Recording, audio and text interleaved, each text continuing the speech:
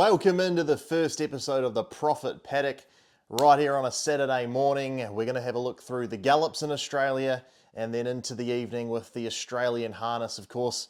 Tattersalls Tiara Day, Group 1 at Eagle Farm, and then we've got the Redcliffe Gold Cup, and it's going to kick off a week before the Constellations, the Inter-Dominion. It's going to be some great harness racing action coming out of Queensland over the next month or so. But yes, we're just going to go straight into the tips today. Eagle Farm, Autumn Boy, race number 4. I was on this horse at its previous start, its first start, this colt. He won very nicely at big odds, about $61 I believe he paid. And he just showed me a lot of ability. He travelled over the ground really strongly and sort of hit the line with full of purpose. And I was listening to Chris Waller's show previously in the week, and he's keen on it too. He thinks it's got a big future. So Autumn Boy, $7 into $3.70. There's plenty of confidence in the market, and I think from that barrier draw with James McDonald on board, it's going to be a very good hope and could kick off the day for us quite nicely. There's one more I like at Eagle Farm. I've been on this horse its last 2 starts and it's ran second both occasions, so normally it gets thrown out of the black book and into the bin, but this horse needs some luck. Just keeps you interested enough. He just needs to jump a wee bit better and settle on pace. However, he's got a terrible barrier draw again today, and I think this horse may be crying out for 1400. He's always doing his best work late, and he's back to 12. Well, he's at the 1200 metre distance again, so he could just run second again. But you are getting $4. You're slightly getting a wee bit more this week. To find out, and obviously named needs some luck. He's going to need some, but I do think he presents a little bit of value at the $4. If he does drift out to 5, I definitely will be stepping in again. We head down to Victoria Caulfield. I've only got one on my radar down there today. A wee bit of an interesting sort of field. It's a bit of a soft track there. Race number 9, later on in the day, Yellow Sam. In barrier 5, nice lightweight, was a winner at Swan Hill last start, and they ran 109, so pretty good speed at a country rural track. Not too sure off the straight at Swan Hill, slightly downhill, because 109 at a rural track is quite rapid. But I think this horse has got ability, and second up here can just go bang bang. Race number 3, we go down to Rose Hill in Sydney. Race 3, Hellbent on You. Nice $12, $13 quote here. If you go watch its last start, you'll be jumping on board with me, because it absolutely flew, and it's getting an extra 100 metres here, stepping up from the 1300 to the 1400, and it could really make its presence felt today. Then we move to race 4. If Hellbent on You races quite well, we can go into a nice price of $18 on Fairway Star. It ran a good 4th, fresh up for the Bjorn Baker camp from an inside alley. Weeping Woman was in front of it too, and Hellbent on You slashed into 4th and was actually in front of Fairway Star a stride after the post. So if Hellbent on You goes good, absolutely steam into the big price of Fairway Star. Second up here for Bjorn Baker. Race number 5, we move on. Living Thing. It's 8s into $3.90. It's got an apprentice claiming on it. Should be pretty hard to beat here. I thought its win on the Wednesday was quite sharp. Looks to travel over the ground quite nicely. The money's come, so happy to step in there at $3.90 after fluctuations have occurred. We move on to the harness world. Obviously, I'm a big harness racing fan, and Redcliffe Gold Cup night, that's their big Saturday night meeting of the year. Plenty of good horse flesh running around the Bermuda Triangle of harness racing. It's a very tricky track to navigate.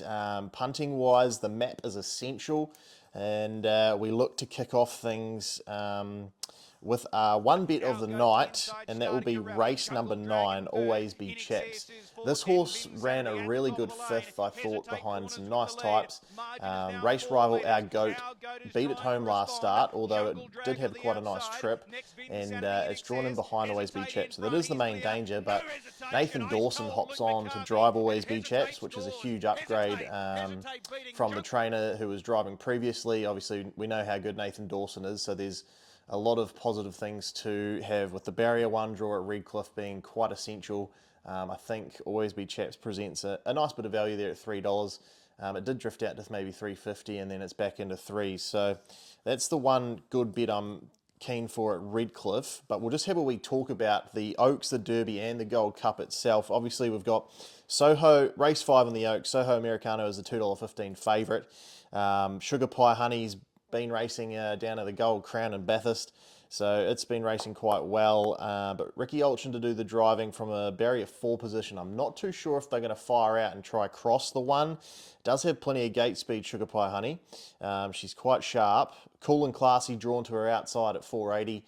Grant Dixon team, they're just airborne as they always are. And then the interesting runner, the ex-Kiwi now over in Australia, Captain Mistress. Nathan Williamson to do the driving. And Captain Mistress, she's got a devastating turn of foot. She can really turn on the acid when it's needed. However, from barrier 11 at Redcliffe, she's in an awful bit of trouble back there, deep on the back row. So it will be quite interesting to see how that plays out, and it's going to be a cracking race. The Derby, race 6, Rubera, the Purdon team, barrier 1. They've been blessed with the draws there. This horse does have quite a bit of gate speed. It's only about 70 to 100 metres into that first turnover in the back straight.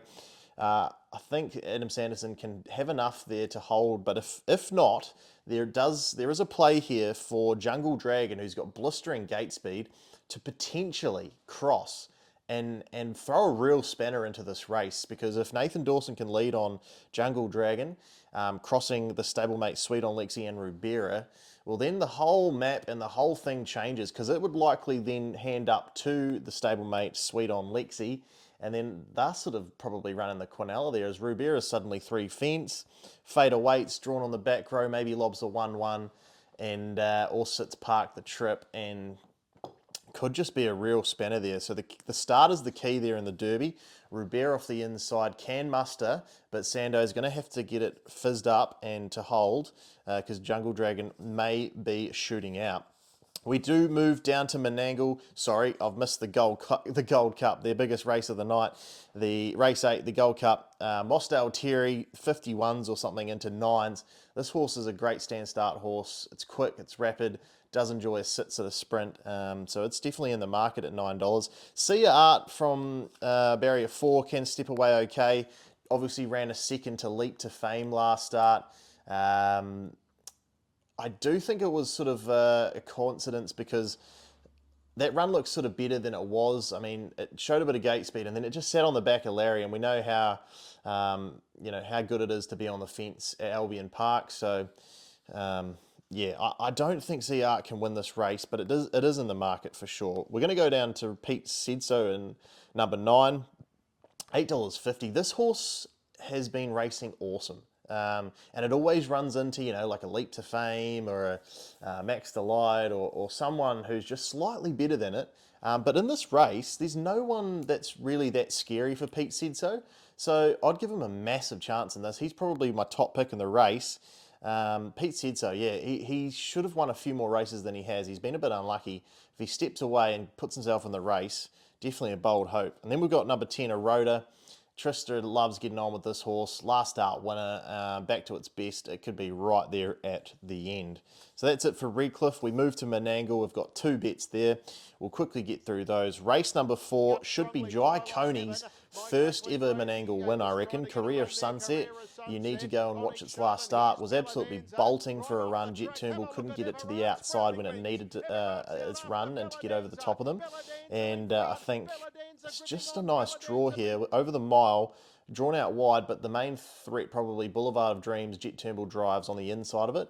He's probably one of the most aggressive drivers out there, so he'll be putting it forward into the race. So there could be speed on into that first corner. Could be 26 first quarter. Career Sunset can just sort of ease out, lob a spot, and get over the top powerfully late. And that's $5.50. Nice price there for race 4 at Menangle. And then race 6, number 1, last chance for Donegal Luther. This horse, I've been following it since the Inter Dominion last year. It's got a lot of ability. It's just sort of a horse that gets quite unlucky in its race patterns, and hasn't had things go its way. But 2,300 metres tonight at Menangle, drawn barrier 1. If it can't win this race, it'll never win another one, to be honest. Obviously got absolutely savaged on the outside at Wagga.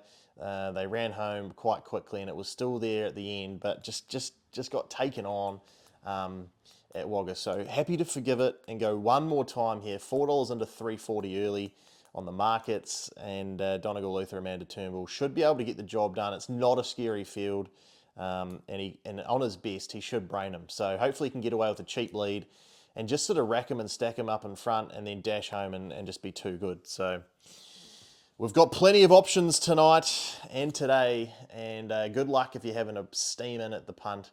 And we will be calling you back to YouTube next weekend for the next episode of the Profit Paddock.